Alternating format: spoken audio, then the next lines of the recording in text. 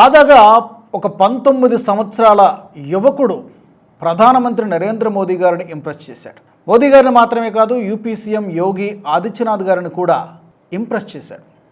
అతను మహారాష్ట్రియన్, అహల్యానగర్ నుంచి. అతని పేరు వేదమూర్తి దేవావృత్ మహేష్ రెఖి. ఇంతకీ అబ్బాయి ఏం చేశాడంటే కేవలం 50 రోజుల్లో దండక్రమ పారాయణాన్ని పఠించాడు. అందులో 2000 మంత్రాలు ఉంటాయి. శుక్ల యజుర్వేదం నుంచి మధ్యాంధుని విభాగం నుంచి అతను పూర్తి చేశాడు, నేర్చుకొని దాన్ని పఠించాడు. చాలామంది పండితులు చెబుతున్నది ఏంటంటే వారణాసి లాంటి ఒక పుణ్యక్షేత్రంలో ఈ విధంగా ఈ దండక్రమ పారాయణం అనేది గడిచిన 200 సంవత్సరాల్లో ఎవరూ చేయలేకపోయారు. ఇదొక స్పిరిచువల్ మైల్ స్టోన్ అని చెబుతున్నారు. అందుకనే ఈ 19 సంవత్సరాల యువకుడి గురించి ప్రత్యేకించి ప్రధాని మోడీ తన ఎక్స్ హ్యాండిల్లో ఒక ట్వీట్ చేశారు. ఈ విధంగా ఉండాలి జంజీ, నేటి యువత, ఇతన్ని స్ఫూర్తిగా తీసుకోవాలి. ఈ స్పిరిచువల్ అచీవ్మెంట్ అనేది రాబోయే తరాలు గుర్తుపెట్టుకుంటాయి.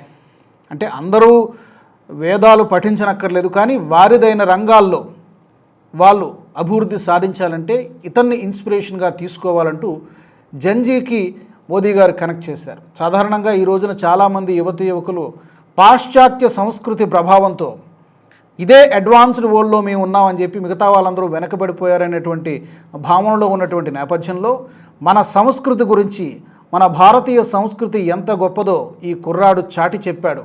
కాబట్టి ఇతన్ని స్ఫూర్తిగా తీసుకోవాలంటూ యోగి ఆదిత్యనాథ్ చెప్పారు, అలాగే ప్రధాని మోదీ కూడా చెప్పారు.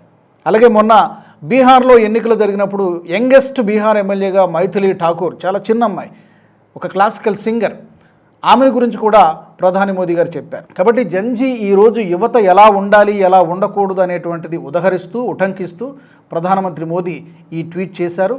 ఈ విజయం భావితరాలకు ఒక ఇన్స్పిరేషన్లా ఉంటుంది అనడంలో ఎలాంటి అతిశయోక్తి లేదు. సో ఆ వీడియోను కూడా అందుకే పర్టికులర్గా దీంతో పాటు ఇస్తున్నాం, మీరు కూడా చూడండి.